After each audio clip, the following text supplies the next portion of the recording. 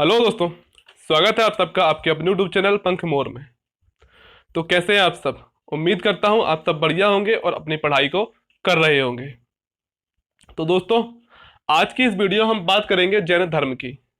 इससे पहले वाली वीडियो में हमने बौद्ध धर्म की थ्योरी को देखा था और उसके बाद में बौद्ध धर्म से जो प्रीवियस ईयर में स्टेट पीसीएस में और यूपीएससी में जो प्रश्न पूछे गए हैं उनको हमने डिस्कस किया था। आज हम जैन धर्म को देखेंगे। पार्ट 1 ये जैन धर्म का है। अगले पार्ट में जैन धर्म का पार्ट 2 होगा और इसके अगले पार्ट में हम जैन धर्म के क्वेश्चनों को डिस्कस करेंगे। जैन धर्म से दोस्तों प्रश्न कैसे पूछे जाते हैं, क्योंकि जैन धर्म की जो स्थापना की गई थी और जो जैन धर्म में तीर्थंकर रहे हैं वो 24 तीर्थंकर रहे हैं। तीर्थंकर क्या होते हैं अभी जो हम पढ़ेंगे तब देखेंगे। जैन धर्म के 24 तीर्थंकरों से संबंधित प्रश्न पूछे जाते हैं और जैन धर्म में जो सिद्धांत दिए गए हैं उनसे संबंधित प्रश्न पूछे जाते हैं। प्रमुख पुस्तकें हैं उनसे संबंधित प्रश्न पूछे जाते हैं। तो दोस्तों आज की हम वीडियो में देखते हैं कि पढ़ने क्या वाले हैं। सबसे पहले हम देखेंगे जैन धर्म के 24 तीर्थंकरों को। इसके बाद में महावीर स्वामी का जो पारिवारिक जीवन रहा, पारिवारिक जीवन को देखेंगे। जैन सिद्धांत जो प्रमुख रहे हैं उन जैन सिद्धांतों को देखेंगे। इसके बाद में महावीर स्वामी ने जो प्रथम उपदेश दिया किसको दिया, पंच महावृत क्या होते हैं, त्रिरत्न क्या होते हैं, चार जो अनंत है जैन धर्म में वो क्या है, जैन धर्म की विशेषताएं कौन कौन सी है और जैन धर्म में जो सभाएं हुई हैं उनको हम देखेंगे। इसके बाद में जो जैन धर्म में प्रमुख पुस्तकें हैं उन पुस्तकों को देखेंगे और कुछ इंपॉर्टेंट पॉइंट है उन प्रश्नों को हम आज की इस वीडियो में देखने वाले हैं। तो दोस्तों मैं पूरी कोशिश करता हूं कि अपनी वीडियो में आपको ज्यादा से ज्यादा पॉइंट्स बताने की कोशिश करूं।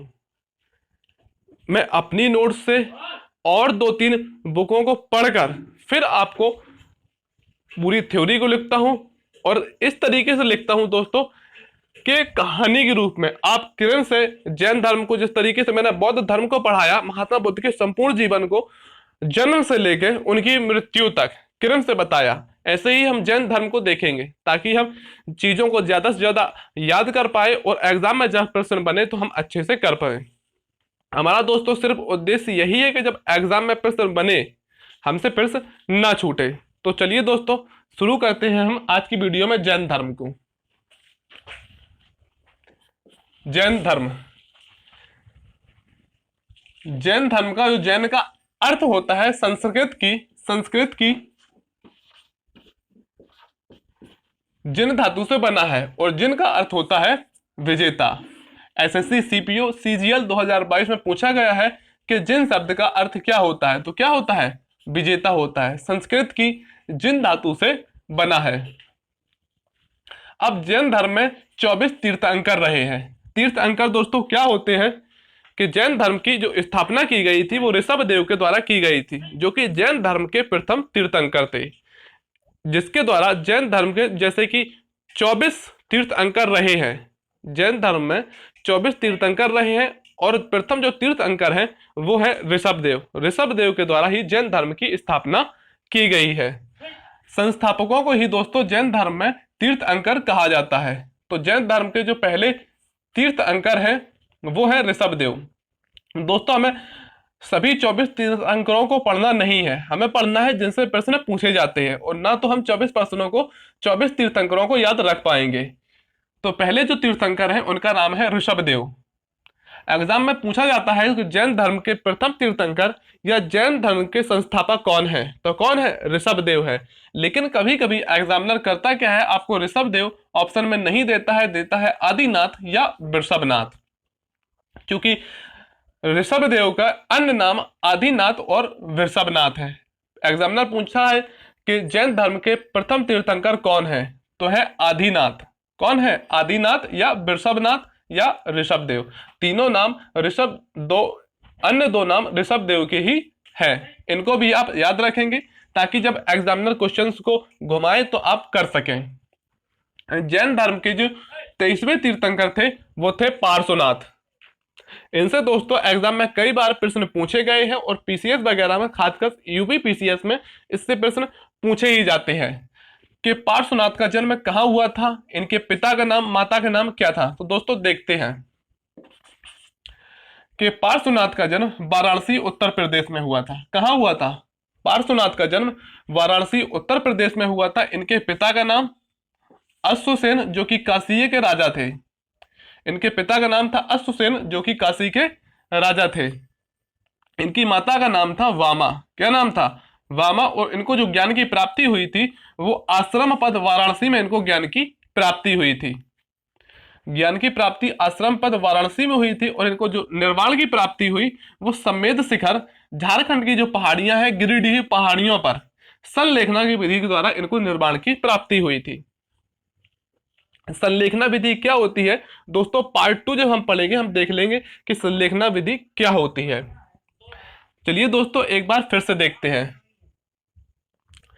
जैन धर्म के पहले जो तीर्थंकर थे उनका नाम था, क्या नाम था? ऋषभदेव। ऋषभदेव। जैन धर्म के जो 23वें तीर्थंकर थे उनका नाम था पार्श्वनाथ। पार्श्वनाथ का जन्म काशी वाराणसी उत्तर प्रदेश में हुआ था। इनके पिता का नाम था अश्वसेन। इनके पिता का नाम था अश्वसेन जो कि काशी के राजा थे। इनकी माता का नाम था वामा। क्या नाम था? इनकी माता का नाम था वामा। इनको जो ज्ञान की प्राप्ति हुई है वह आश्रम पद वाराणसी में इनको ज्ञान की प्राप्ति हुई है। और जो निर्वाण की प्राप्ति हुई है समेध शिखर जो कि झारखंड में है गिरिडीह पहाड़ियों पर, यहां पे इनको निर्वाण की प्राप्ति हुई है। अब है दोस्तों जैन धर्म के 24वें तीर्थंकर महावीर स्वामी। अक्सर दोस्तों जब जैन धर्म से प्रश्न पूछा जाता है तो महावीर स्वामी से ही प्रश्न पूछा जाता है। ऋषभदेव और पार्श्वनाथ से या अन्य जो तीर्थंकर रहे हैं उनसे प्रश्न कब पूछा जाता है।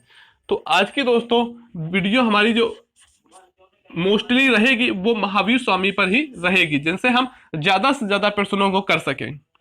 तो महावीर स्वामी का जन्म जो हुआ था वो 599 बीसी में हुआ था। दोस्तों अब यहां से बनना शुरू होता है कंफ्यूजन महात्मा बुद्ध और महावीर स्वामी में, कि जब हम दोनों संप्रदायों को हम साथ में जब पढ़ते हैं, बौद्ध धर्म को और जैन धर्म को, तो महावीर स्वामी का जन्म कब हुआ था और गौतम बुद्ध का जन्म कब हुआ, तो हमें कंफ्यूजन बनती है। और एग्जाम जब हमारा 3-4 महीने के बाद होता है तो फिर एग्जाम में क्वेश्चन गलत होते हैं। तो आज की इस वीडियो में दोस्तों हम जैन धर्म को तो पढ़ेंगे ही साथ हमने जो बौद्ध धर्म को पढ़ा था और महात्मा बुद्ध के जो जिन चीजों को देखा था बौद्ध धर्म में उनको भी हम यहाँ पे रिवाइज करते चलेंगे। अगर आपने बौद्ध धर्म की मेरी 2 जो थ्योरी की वीडियो थी उनको नहीं देखा है तो दोस्तों उनको देखिए, तब आप जैन धर्म की वीडियो को देखिए। आप ज्यादा से ज्यादा चीजों को समझ पाएंगे। और एग्जाम में जो इनडायरेक्ट बनने वाले क्वेश्चन होते हैं जैसे कि महात्मा बुद्ध का जन्म कहाँ, महावीर स्वामी का जन्म कहाँ हुआ था, ऐसे जब प्रश्न पूछता है एग्जामिनर तो आप फिर कंफ्यूज होते हैं। इस कंफ्यूजन को दूर करें और पहले बौद्ध धर्म को देखें, इसके बाद जैन धर्म को देखें। मैं दोस्तों बिल्कुल सीरीज से आपको हिस्ट्री पढ़ा रहा हूं ताकि आप जो इनडायरेक्टली बनते हैं जो क्वेश्चन जो एक दूसरे से जुड़े हुए प्रश्न होते हैं उनको आप कर सकें। और जो इतिहास की जो टाइम पीरियड है किरण सा आप उसको भी अपनी नजर में रख सकें। तो चलिए दोस्तों है देखते हैं कि महावीर स्वामी जो कि जैन धर्म के 24वें तीर्थंकर थे। जैन धर्म के 24वें तीर्थंकर कौन थे? महावीर स्वामी थे। पहले कौन थे? ऋषभदेव। 23वें कौन थे? पार्श्वनाथ थे। महावीर स्वामी का जन्म कहाँ हुआ था? 599 बीसी में कुंडग्राम वैशाली में हुआ था। कहां पर हुआ था? 599 बीसी में कुंडग्राम वैशाली में हुआ था। अब आप यहीं पे याद रखिए कि महात्मा बुद्ध का जन्म कब और कहां पर हुआ था। तो महात्मा बुद्ध का जन्म जो हुआ था वह 563 बीसी में। आपको दोस्तों याद है या भूल गए? रिकॉल कीजिए, रिवाइज कीजिए कि महात्मा बुद्ध का जन्म 563 बीसी में कहां पर हुआ था, कहां पर हुआ था। अगर आपको याद नहीं आ रहा है तो अपना जो नोट्स बनाइए उनको सामने खोल कर रखिए और लिखते चलिए, बार बार लिखिए, सुनिए, ताकि आप याद रख सकें चीजों को और कंफ्यूजन को दूर कर सकें। महात्मा बुद्ध का जन्म 563 बीसी में कपिलवस्तु लुम्बिनी नेपाल में हुआ था। कहां हुआ था? लुम्बिनी में हुआ था। लेकिन महावीर स्वामी का जन्म जो हुआ था 599 बीसी में कुंडग्राम वैशाली में हुआ था। महावीर स्वामी के पिता का नाम था सिद्धार्थ। अब यहाँ पे दोस्तों कंफ्यूजन क्या बनती है कि महात्मा बुद्ध के जो बचपन का नाम था वही महावीर स्वामी के पिता का नाम था। महावीर स्वामी के पिता का नाम था सिद्धार्थ, जो कि ज्ञात्रिज्ञ क्षत्रियों के प्रधान थे। लेकिन जो महात्मा बुद्ध के बचपन का नाम भी सिद्धार्थ था। तो आप इससे कंफ्यूजन से बचे और चीजों को देखते जगह कहाँ पे बच्चों को कंफ्यूजन बनती है और आप वो गलती ना करें। महावीर स्वामी का जन्म 599 में कुंडग्राम वैशाली में हुआ था और महावीर स्वामी के पिता का नाम था सिद्धार्थ, जो कि ज्ञातक क्षत्रियों के प्रधान थे। लेकिन महात्मा बुद्ध के पिता का नाम क्या था? महात्मा बुद्ध के पिता का नाम क्या था? महात्मा बुद्ध के पिता का नाम था शुद्धोधन। शुद्धोधन क्या नाम था? महात्मा बुद्ध के पिता का नाम था शुद्धोधन, जो कि ये शाक्य कुल के प्रधान थे। कौन थे? शाक्य कुल के प्रधान थे। लेकिन जो महावीर स्वामी के पिता थे सिद्धार्थ, वह ज्ञात्रिज्ञ क्षत्रियों के प्रधान थे। महावीर स्वामी की माता का नाम था त्रिशला, जो कि लिच्छवी गणराज चेटा की बहन थी। दोस्तों जब हम महाजनपद काल को देखेंगे तब हम देखेंगे चेटा कौन थे। महावीर स्वामी की माता का नाम था त्रिशला, जो कि लिच्छवी गणराज चेटा की बहन थी।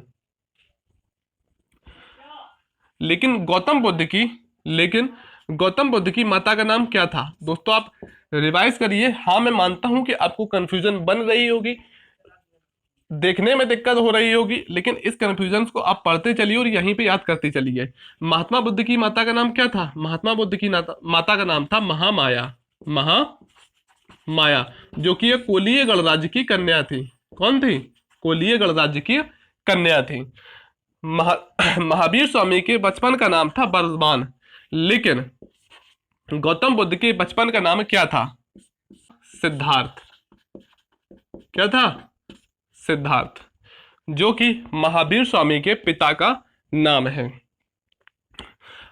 महावीर स्वामी की पत्नी का नाम था यशोदा, लेकिन गौतम बुद्ध की पत्नी का नाम था यशोधरा। क्या नाम था? यशोधरा। यशोदा कुंडिन्य गोत्र की कन्या थी। महावीर स्वामी का पत्नी का नाम क्या था? यशोदा था, जो कि कुंडिन्य गोत्र की कन्या थी। और महावीर स्वामी की पुत्री का नाम था अड़ोज्या, जिसका कहीं कहीं पे नाम देखने को मिलता है प्रिय दर्शना। क्या नाम देखने को मिलता है? प्रिय दर्शना। और महावीर स्वामी ने अपने प्रथम शिष्य जमाली के साथ अपनी यह पुत्री अड़ोज्या का विवाह किया था। चलिए दोस्तों एक बार फिर से देखते हैं कि जैन धर्म में 24 तीर्थंकर हुए हैं। जैन धर्म के जो पहले तीर्थंकर थे ऋषभदेव थे। 23वें तीर्थंकर थे पार्श्वनाथ, जिनका जन्म वाराणसी में हुआ था, जिनके पिता का नाम अश्वसेन था, जो कि काशी की राजा थे। इनकी माता का नाम वामा था। इनके ज्ञान की प्राप्ति आश्रम पद वाराणसी में हुई थी। महावीर स्वामी का जन्म 599 ईस्वी पूर्व कुंडग्राम वैशाली में हुआ था। इनके पिता का नाम सिद्धार्थ, जो कि ज्ञात्रिज्ञ क्षत्रियों के प्रधान थे। माता का नाम त्रिशला, जो कि लिच्छवी गणराज्य चेटक की बहन थी। और बचपन का नाम था इनके वर्धमान। महावीर स्वामी की पत्नी का नाम था यशोदा, तथा इनसे जो पुत्री होती है उसका नाम होता है अड़ोज्या या प्रिय दर्शना।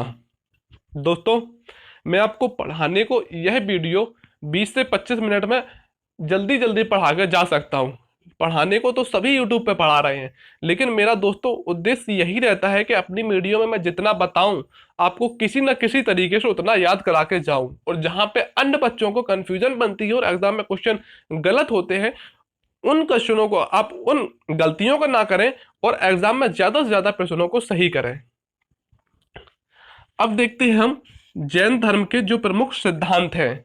जैन धर्म के सिद्धांतों को 3 भागों में मैंने बांट के लिखा है, जैसे दार्शनिक सिद्धांत, व्यवहारिक सिद्धांत और सामाजिक सिद्धांत। जब हम दार्शनिक सिद्धांत की बात करते हैं तो दार्शनिक सिद्धांतों में हमें देखने को मिलता है कर्मवाद, आत्मवाद, निर्वाण और पुनर्जन्म। ये सभी चीजें देखने को मिलती है हमें दार्शनिक सिद्धांतों में, जो कि अब हम आगे देखेंगे। व्यवहारिक सिद्धांतों में पंचमहावृत्त, अणुवृत्त और 3 गुणवृत्त जो देखने को मिलते हैं हमें, वो देखने को मिलते हैं हमें व्यवहारिक सिद्धांतों में। सामाजिक सिद्धांतों में जैसे कि नारी की स्वतंत्रता का वर्णन किया गया है और 18 तरह के जो पापों का वर्णन किया गया है वह किया गया है सामाजिक सिद्धांतों में। ये है दोस्तों पूरा स्ट्रक्चर जो कि हम यहां से देखेंगे, जैसे कि पंच महाव्रत हैं, 3 गुण व्रत है, त्रिरत्न है, 4 अनंत है। इन सभी चीजों को हम फिर यहां से देंगे। इससे पहले देखते हैं महात्मा बुद्ध के थे बड़े भाई जिनका नाम था नंदीय वर्मन। महात्मा बुद्ध के हम पारिवारिक जीवन को देख चुके हैं, हम कहाँ जन्म हुआ, माता पिता के क्या नाम थे, इन सभी को।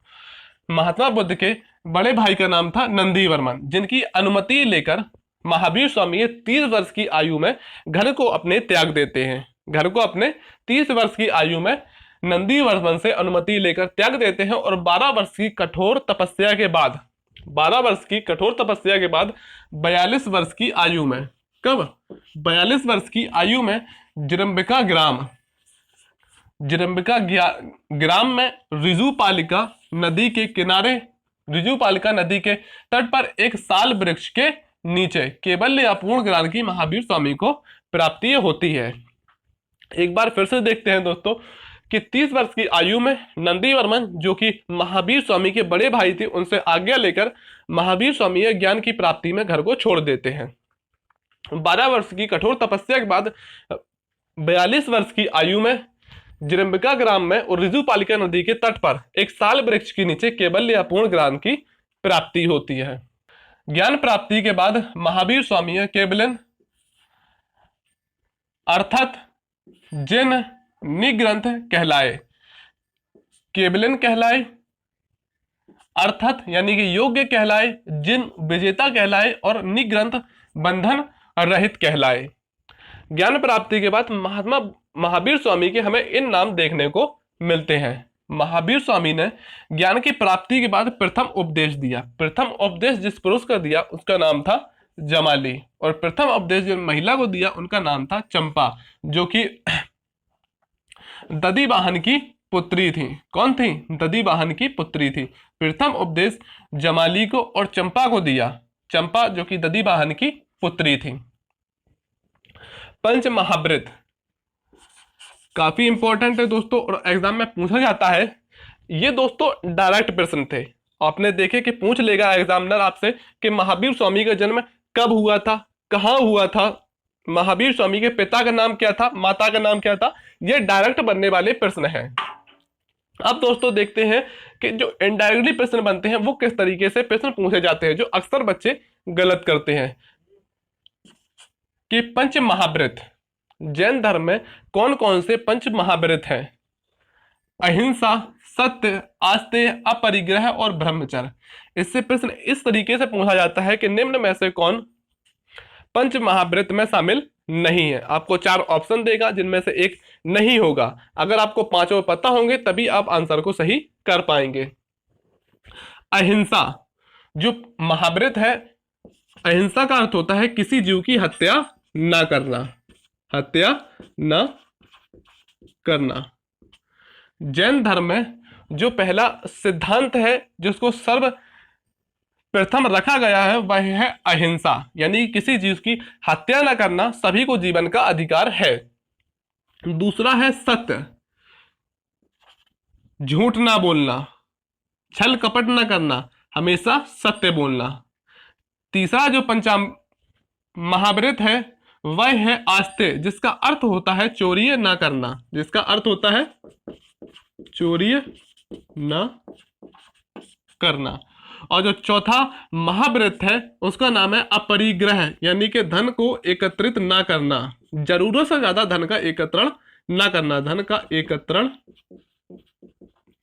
ना करना। और जो 5वां महाव्रत है वह है ब्रह्मचर्य। अहिंसा, सत्य, आस्ते और अपरिग्रह, यह जो 4 महाव्रत जोड़े गए हैं, 4 जो महाव्रत जोड़े गए हैं वह जोड़े गए हैं पार्श्वनाथ के द्वारा। पार्श्वनाथ कौन थे? सुना हुआ नाम है पार्श्वनाथ। पार्श्वनाथ जैन धर्म के 23वें तीर्थंकर थे जिनका जन्म वाराणसी में हुआ था। अहिंसा, सत्य, आस्ते और अपरिग्रह, ये जो 4 महाव्रत दिए गए हैं पार्श्वनाथ के द्वारा दिए गए हैं। लेकिन जो 5वां महाव्रत है, जो 5वां महाव्रत है वह जैन धर्म में महावीर स्वामी के द्वारा जोड़ा गया, महावीर स्वामी के द्वारा जोड़ा गया। ब्रह्मचर्य, ब्रह्मचर्य का अर्थ होता है कि इंद्रियों को बस में रखना, इंद्रियों को बस में रखना। अब दोस्तों देखते हैं कि इससे अंदर से जो प्रश्न पूछे जाते हैं वो किस तरीके से प्रश्न पूछे जाते हैं। आपसे पहला प्रश्न इस तरीके से बनता है कि निम्न में से कौन सा पंच महाव्रत में शामिल नहीं है।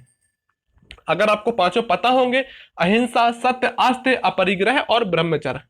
अहिंसा, सत्य, आस्ते, ब्रह्मचर्य और अपरिग्रह, अपरिग्रह और ब्रह्मचर्य। अगला जो प्रश्न पूछा जाता है कि अहिंसा का अर्थ क्या है। अहिंसा का अर्थ है किसी जीव की हत्या न करना, जो कि जैन धर्म में मना किया गया है। दूसरा जो प्रश्न बनता है सत्य। सत्य का अर्थ है कि जैन धर्म में छल कपट, झूठ, पाखंड की ममानियत की गई है, मना किया गया है। अगला जो है महाव्रत वह है आस्तेय। आस्तेय का अर्थ पूछता है कि आस्तेय का जो कि जैन धर्म में महाव्रत है उसका अर्थ क्या है। उसका अर्थ है चोरी ना करना। अपरिग्रह का अर्थ है धन का एकत्रीकरण ना करना और ब्रह्मचर्य का अर्थ है इंद्रियों को वश में रखना। पूछता है कि पांचवा जो महाव्रत है वह किसके द्वारा जोड़ा गया, या ब्रह्मचर्य महाव्रत किसके द्वारा जोड़ा गया। किसके द्वारा जोड़ा गया, वह जोड़ा गया महावीर स्वामी के द्वारा। जो अन्य चार महाव्रत है वह पार्श्वनाथ के द्वारा जोड़े गए। आप देख सकते हैं दोस्तों कि किस तरीके से एग्जाम में प्रश्न पूछे जाते हैं।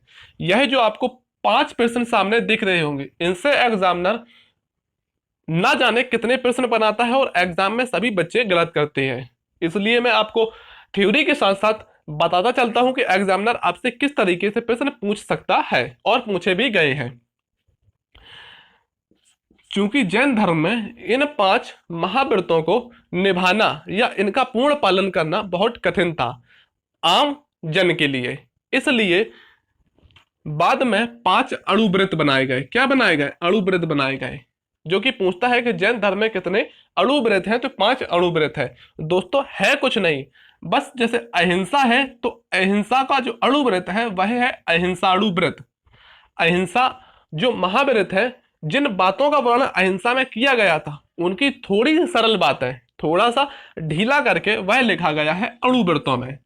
अहिंसा का अणुव्रत है अहिंसा अणुव्रत, सत्य का है सत्याणुव्रत, आस्तेय का है आस्तेय अणुव्रत, परिग्रह का है परिग्रह अणुव्रत और ब्रह्मचर्य का है ब्रह्मचर्य अणुव्रत। यह है दोस्तों 5 अणुव्रत। 5 अणुव्रतों के अलावा जैन धर्म में है 3 गुणव्रत। क्या है, 3 गुणव्रत है। इससे एग्जामिनर ने यूपीएससी में प्रश्न 2 बार पूछा है और यूपीपीसीएस में भी 1-2 बार पूछा गया है कि 3 गुणव्रत कौन कौन से है, या इनमें से कौन सा जो व्रत है वह गुणव्रत में शामिल नहीं है। तो पहला जो गुणव्रत है वह है दिक गुणव्रत। दूसरा जो गुणव्रत है वह है अनर्थ दंड व्रत। तीसरा जो व्रत है वह है भोगोपभोग व्रत। पहला जो गुण व्रत है दिग्व्रत, दूसरा है अनर्थ दंड व्रत और तीसरा जो है भोगोपभोग व्रत है। यह 3 गुण व्रत है। मुझे पता है दोस्तों आपको पढ़ते पढ़ते कंफ्यूजन बनना शुरू हो गई होगी। चलिए एक बार फिर से देखते हैं कि हमने किन चीजों को देखा। सबसे पहले देखा हमने जैन धर्म के 24 तीर्थंकरों को, जिसमें पहले जो है वह है ऋषभदेव, 23 में है पार्श्वनाथ और 24 में जो तीर्थंकर है वह है महावीर स्वामी। महावीर स्वामी को जैन धर्म का वास्तविक संस्थापक कहा जाता है। हमने महावीर स्वामी के पारिवारिक जीवन को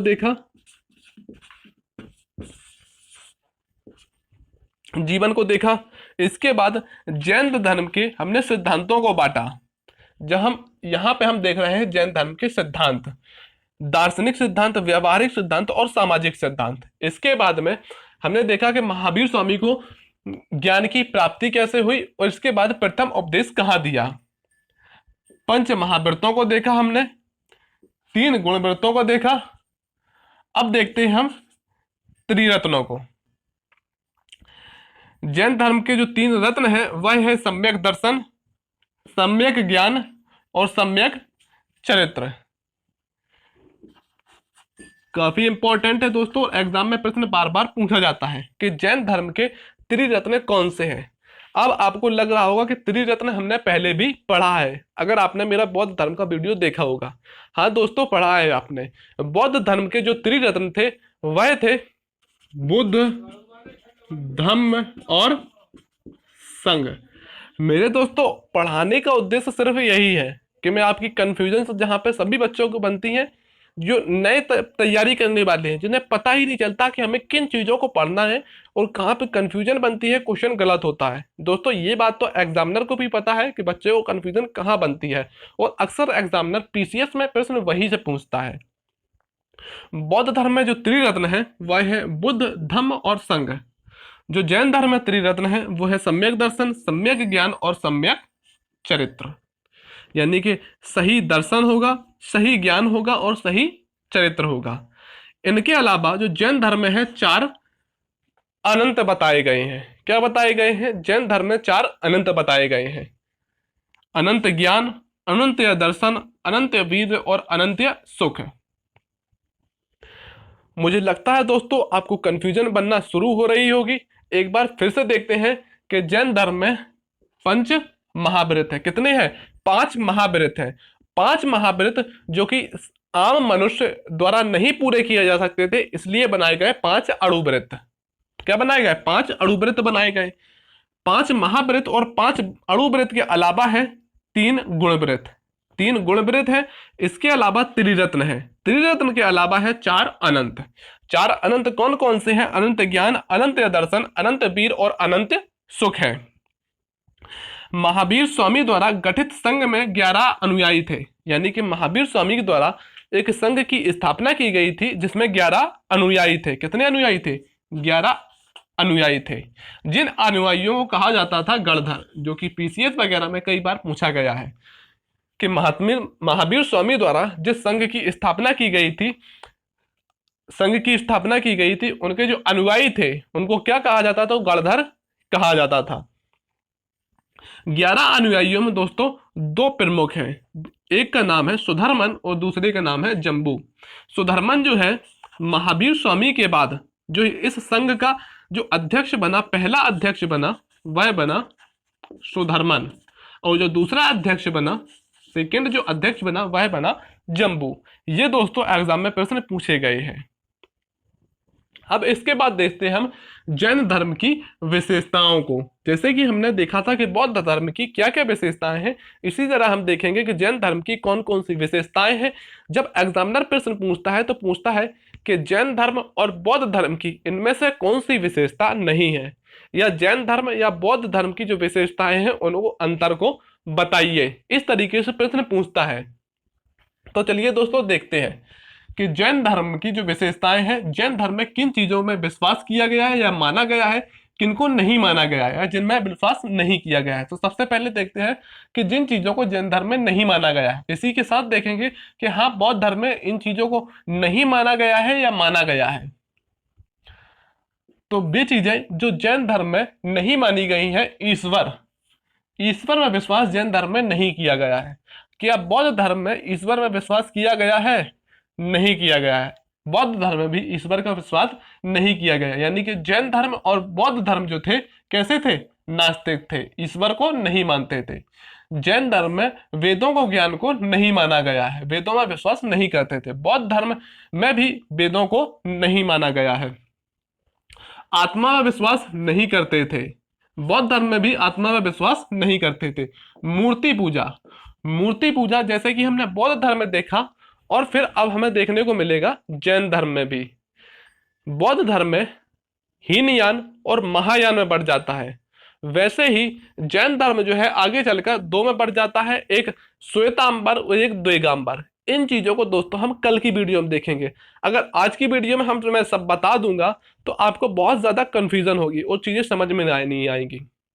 मैं दोस्तों यहाँ आपको ज्ञान दिखाने नहीं आया कि मुझ में कितना ज्ञान है, मैं आपको कितना ज्ञान दे सकता हूं। मैं सिर्फ आपको इतना बताने आया हूं कि आप जिन चीजों को देख रहे हैं, बस संपूर्ण चीजें इतनी ही हैं। एग्जामिनर इन्हीं चीजों को घुमा के आपसे सामने प्रस्तुत करता है और आप उन चीजों को गलत करते हैं। कोई ऐसा नहीं है कि एग्जामिनर कहीं और से प्रश्न पूछता है, प्रश्न इन्हीं चीजों से पूछे जाते हैं। बस आप पढ़ने का थोड़ा अपना नजरिया बदलें, क्वेश्चन यकीनन आपसे सही होना शुरू हो जाएंगे। फिर से देखते हैं, जैन धर्म में ईश्वर को नहीं माना गया है, वेदों को नहीं माना गया है, आत्मा को नहीं माना गया है, और मूर्ति पूजा जो कि जैन धर्म देख लेते हैं, श्वेतांबर और दिगंबर में बढ़ जाता है। एक संप्रदाय के द्वारा मूर्ति पूजा का विरोध किया जाता है तथा दूसरे संप्रदाय के द्वारा मूर्ति पूजा शुरू होती है। इसको जब हम श्वेतांबर और दिगंबर के दोनों में अंतर कल की वीडियो में देखेंगे तो आप ज्यादा तरीके से इसको स्पष्ट कर पाएंगे। फिलहाल मूर्ति पूजा जैन धर्म में नहीं थी और ना ही बौद्ध धर्म में थी। अब किन चीजों को जैन धर्म में माना गया है या विश्वास किया गया है? तो जैन धर्म में जो विश्वास किया गया है वो रहस्यवाद में किया गया है। रहस्यवाद को ही सप्तभंगीय कहा जाता है। एग्जाम में एक बार प्रश्न पूछा गया था कि किसे सप्तभंगी कहा जाता है, तो रहस्यवाद को कहा जाता है। और रहस्यवाद में विश्वास किया गया है जैन धर्म में। जैन धर्म में अनेकवाद में भी विश्वास किया गया है। जैन धर्म में पुनर्जन्म में विश्वास किया गया है और कर्मवाद में विश्वास किया गया है। किन चीजों में विश्वास किया गया है जैन धर्म में माना गया है? जैसे कि कर्मवाद है, पुनर्जन्म है, अनेकवाद है या रहस्यवाद है, इन चीजों को माना गया है। अब देखते हैं कि महावीर स्वामी की मृत्यु 72 वर्ष की आयु में 527 ईस्वी पूर्व राजगृह के समीप कहां पर हुई थी? पावापुरी में हुई थी। यह दोस्तों डायरेक्ट बनने वाले प्रश्न है। एग्जामिनर पूछेगा महावीर स्वामी की मृत्यु कब हुई थी, कितने वर्ष की आयु में? तो 72 वर्ष की आयु में। आप कमेंट में बताइए कि महावीर स्वामी की मृत्यु कितनी वर्ष की आयु में हुई थी। वीडियो को देखा है आपने? सही बताइए और कमेंट्स बॉक्स में जरूर बताइए कि आपने अगर बौद्ध धर्म की वीडियो को देखा है तो। जितने मैं प्रश्न पूछ रहा हूं आप मेरे बताने से पहले कर पा रहे हैं या नहीं कर पा रहे हैं? अगर आपने वीडियो देखा होगा तो यकीनन आप कर पा रहे होंगे। महात्मा बुद्ध की जो मृत्यु हुई थी कितने वर्ष की आयु में हुई थी? 80 वर्ष की। लेकिन महावीर स्वामी की जो मृत्यु हुई है वह कितने वर्ष की आयु में हुई है? 72 वर्ष की आयु में। महात्मा बुद्ध की जो मृत्यु हुई थी वह हुई थी 483 ईस्वी पूर्व।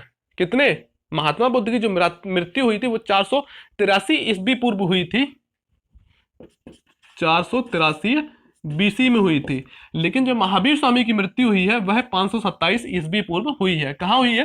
राजगृह के समीप पावापुरी में हुई है। और महात्मा बुद्ध की जो हुई थी वो कहाँ हुई थी? कुशीनगर में हुई थी। कहाँ पर हुई थी? कुशीनगर में हुई थी। यह ऐसे प्रश्न है जो दोस्तों जब आपको 3-4 महीने पढ़े हुए हो जाएंगे, अभी तो आपको लग रहा होगा कि काफी इजी है, लेकिन जब आपको पढ़ते हुए 3 या 4 महीने हो जाएंगे या आप कोई अन्य सब्जेक्ट है हिस्ट्री या पॉलिटी पढ़ रहे होंगे तब आपको लगेगा यार मैंने हिस्ट्री में तो कुछ पढ़ा ही नहीं है, मुझे ऐसा लग ही नहीं रहा कि हिस्ट्री मैंने जैसे कुछ पढ़ा हो। लेकिन आप इन चीजों को क्लियर करते चलेंगे तो आपको ज्यादा कंफ्यूजन नहीं होगी और आपको लगेगा हाँ हिस्ट्री में मैंने पढ़ा है, बस मुझे थोड़ी सी देखने की जरूरत है। अब दोस्तों जैसे कि बौद्ध धर्म में 4 बौद्ध संगीतियां हुई थी, उनकी बात नहीं करेंगे दोस्तों। अगर उनकी बात करने लगे तो वीडियो काफी लंबा बन जाएगा। आज हम जैन धर्म की जो जैन धर्म में 2 सभाएं हुई हैं उनकी ही बात करेंगे। जो बौद्ध धर्म में 4 संगीतियां हुई थी उनको मैंने आपको जैसे भी हो सकता था ट्रिक्स के माध्यम से आपको ना केवल याद कराया, बल्कि मैं कहता हूं कि भविष्य में कभी भी प्रश्न बनेगा अगर वो ट्रिक्स आपकी नजर में रहेंगी तो कभी प्रश्न गलत नहीं होगा। तो दोस्तों जैसा कि बौद्ध धर्म में 4 बौद्ध संगीतियां हुई थी, ऐसे ही जैन धर्म में कितनी? 2 जैन सभाएं हुई हैं जो काफी इंपॉर्टेंट है और जैन धर्म से इनसे अक्सर प्रश्न पूछा जाता है। प्रथम जैन सभा और द्वितीय जैन सभा। प्रथम जो जैन सभा हुई थी वो 310 ईस्वी पूर्व हुई थी। कहां पर हुई थी? पाटलिपुत्र में हुई थी। आप दोस्तों याद कीजिए कि राजगृह में वैशाली को पुत्र की प्राप्ति हुई और उसे कुंडल पहनाए गए। लेकिन जैन धर्म में पाटलिपुत्र में प्रथम सभा होती है और द्वितीय सभा जो होती है वो बल्लभी या गुजरात में होती है। कहाँ होती है? बल्लभी गुजरात में 512 एडी में होती है। 2 है दोस्तों, इसलिए कंफ्यूजन ज्यादा नहीं बनता है। आप इनको 2-3 बार पढ़िए, आपको यकीनन याद हो जाएंगी। पहली जो है वो 310 ईस्वी पूर्व में होती है और दूसरी जो होती है वह होती है 500, आपको 12 ना मानना हो आप 510 ही मान लीजिए इसे। 310 ईस्वी पूर्व में पाटलिपुत्र में होती है और 510 ईस्वी में बल्लभिया गुजरात में होती है दूसरी सभा। पहली जो सभा पाटलिपुत्र में होती है वह स्थूलभद्र के नेतृत्व में होती है, यानी कि जिसके जो अध्यक्ष थे वह थे स्थूलभद्र, जो कि द्विगांबर जो संप्रदाय बढ़ता है उसके अध्यक्ष थे। स्थूलभद्र के अध्यक्ष थे। जो प्रथम जो बौद्ध सभा हुई थी वह स्थूलभद्र की अध्यक्षता में हुई थी, और द्वितीय जो बौद्ध सभा हुई थी वह हुई थी देवार्धीगढ़। देवार्धीगढ़ की अध्यक्षता में द्वितीय बौद्ध सभा वल्लभी गुजरात में 512 एडी में हुई थी। प्रथम जो बौद्ध सभा हुई थी, प्रथम जो जैन सभा हुई थी, उसके किस राजा के समय में हुई थी? तो चंद्रगुप्त मौर्य। चंद्रगुप्त मौर्य या चंद्रगुप्त प्रथम के शासनकाल में प्रथम जैन सभा हुई थी। अब कुछ दोस्तों विशेष बातें हैं जो प्रथम सभा और द्वितीय सभा में जैसे कि हुई। प्रथम सभा जो होती है उसमें जैन धर्म के 12 अंग सामने आते हैं। 12 अंग का अगर मतलब हम दोस्तों देखें तो जैन धर्म के जो साहित्य है उसको व्यवस्थित तरीके से बांटा जाता है कि 12 अंग जो देखने को मिलते हैं हमें प्रथम सभा में देखने को मिलते हैं, और 12 उपांग देखने को मिलते हैं। अंगों को भी उपांगों में बांटा गया वो देखने को मिलते हैं द्वितीय बौद्ध सभा में। 10 प्रकीर्णों में बांटा गया, 6 छेद सूत्रों में बांटा गया और 4 मूल सूत्रों में बांटा गया है। इसके बाद दोस्तों देखते हैं हम जैसे कि एक इंपॉर्टेंट पॉइंट है कि अशोक के पौत्र संप्रति को जैन साहित्य में जैन मत का संस्थापक बताया गया है। जैन साहित्य में अशोक का पुत्र था जो संप्रति, उसे जैन साहित्य में जैन धर्म का संस्थापक बताया गया है। क्यों बताया गया है? कि जिस समय वह उज्जैन पर शासन कर रहा था उस समय उज्जैन जैन धर्म का मुख्य केंद्र बन गया था उसी के प्रयासों के द्वारा। इसलिए संप्रति को जैन धर्म का संस्थापक बताया गया है साहित्य में। ठीक है दोस्तों, जैन जो उज्जैन था वह जैन धर्म का प्रमुख केंद्र संप्रति के शासनकाल में बन गया था। अब देखते हैं दोस्तों जैन धर्म की जो प्रमुख ग्रंथ हैं उनको। हमने जैसे कि बौद्ध धर्म के प्रमुख ग्रंथों को देखा था, और आज की इस वीडियो हम जैन धर्म के प्रमुख ग्रंथों को भी देखेंगे। काफी इंपॉर्टेंट है दोस्तों, और जब एग्जाम में बनते हैं तो अक्सर बच्चे इसको गलत करते हैं कि जहां पे कंफ्यूजन बनता है वहां पे गलतियां होने के ज्यादा चांस होते हैं। कंफ्यूजन को अपनी दूर करें दोस्तों, कि बार बार आपको रटना ना पड़े चीजों को। सिलेबस दोस्तों बहुत बड़ा है, अभी तो सिर्फ हमने हिस्ट्री की शुरुआत की है। हमें जियोग्राफी पढ़ना है, पॉलिटी पढ़ना है, सभी को हम धीरे धीरे पढ़ेंगे। लेकिन अगर कंफ्यूजन्स को लेकर चलेंगे फिर हम दोस्तों याद ही नहीं कर पाएंगे। मैं आपको पढ़ाने के साथ साथ दोस्तों मुझे भी जो कंफ्यूजन बनती है मैं उनको भी दूर करता हूं। आपके पढ़ाने के साथ साथ मैं भी याद करता हूं। मैं कुछ अलग से याद करके नहीं आता हूं, आपके साथ में ही मैं याद करता हूं, और मेरे साथ में आप याद करिए, तभी एक दूसरे के जरिए हम ज्यादा से ज्यादा सीख पाएंगे और आगे बढ़ पाएंगे। बौद्ध धर्म के प्रमुख ग्रंथ जैसे कि हरिभद्र सूरी के द्वारा 3 ग्रंथ लिखे गए हैं, जो कि पूछा जाता है एग्जाम में कि हरिभद्र सूरी के द्वारा निम्न में से कौन कौन से ग्रंथ लिखे गए हैं या कौन सा ग्रंथ नहीं लिखा गया है। आपको तीनों जब पता होंगे तो आप क्वेश्चन को सही से कर पाएंगे। पहला जो ग्रंथ लिखा गया है वो लिखा गया है सम्रादित्य कथा। सम्रादित्य कथा किसके द्वारा लिखा गया? हरिभद्र सूरी के द्वारा लिखा गया है। मूर्खाख्यान जो लिखा गया है हरिभद्र सूरी के द्वारा लिखा गया है। कथा कोश हरिभद्र सूरी के द्वारा लिखा गया है। एक बार फिर से देखते हैं दोस्तों, सम्रादित्य कथा, मूर्खाख्यान और कथा कोश किसके द्वारा लिखे गए हैं? हरिभद्र सूरी के द्वारा। 3 ग्रंथ है, काफी इंपॉर्टेंट है और बार बार पूछे जाते हैं, एक एक करके भी पूछे गए हैं कि सम्रादित्य कथा किसके द्वारा, जैन धर्म का जो प्रमुख ग्रंथ है किसके द्वारा लिखा गया है? तो किसके द्वारा लिखा गया है? लिखा गया है हरिभद्र सूरी के द्वारा। मूर्खाख्यान हरिभद्र सूरी के द्वारा लिखा गया है। कथा कोश हरिभद्र सूरी के द्वारा लिखा गया है। अगला जो है वह है कुबलय माला। कुबलय माला जो ग्रंथ है वह लिखा गया है उद्धोतन सूरी के द्वारा। उद्धोतन सूरी के द्वारा कुबलय माला जो ग्रंथ है किसके द्वारा लिखा गया है? उद्धोतन सूरी के द्वारा लिखा गया है। अब दोस्तों हरिभद्र सूरी और उद्धोतन सूरी में आपको कंफ्यूजन बन रही होगी। हरिभद्र सूरी के द्वारा 3 ग्रंथ लिखे गए हैं, लेकिन उद्धोतन सूरी के द्वारा 1 ग्रंथ लिखा गया। अब हम इसमें लगाएंगे ट्रिक। उद्धोतन मान लो कि कोई व्यक्ति है वह सो के उठा है, यानी कि सो के उठ नहीं रहा है, हम उससे कह रहे हैं उठो उठो। उठो उठो मतलब उधो तन, यानी कि तन को अपने उठाओ। उधो तन, उधो तन, उधो उठो। सो रहा है व्यक्ति, उससे हम कह रहे हैं उठो उठो उठो। उठ के क्या करो? उठ के हम उसे माला पहनाएंगे। क्या करेंगे? माला पहनाएंगे। उद्योतन सूरी के द्वारा कौन सी लिखी गई है? कुबलय माला ग्रंथ लिखा गया है। दोस्तों ट्रिक्स वहां पे लगाई जाती है जहां पे कंफ्यूजन बनता है, और मुझे दोस्तों खुद पढ़ा है, पता है कि जहां पर मैंने याद किया मुझे कंफ्यूजन कहां पे बना है, यकीनन आपको वहीं पे कंफ्यूजन बनता है। उद्योतन सूरी के द्वारा कुबलय माला ग्रंथ लिखा गया है। जिनसेन के द्वारा जो ग्रंथ काफी इंपॉर्टेंट है दोस्तों, और बार बार एग्जाम में पूछा जाता है। जिनसेन के द्वारा जो ग्रंथ लिखा गया वह लिखा गया है आदि पुराण। आदि पुराण किसके द्वारा लिखा गया है? जिनसेन के द्वारा ग्रंथ लिखा गया है आदि पुराण। आदि पुराण किसके द्वारा लिखा गया है?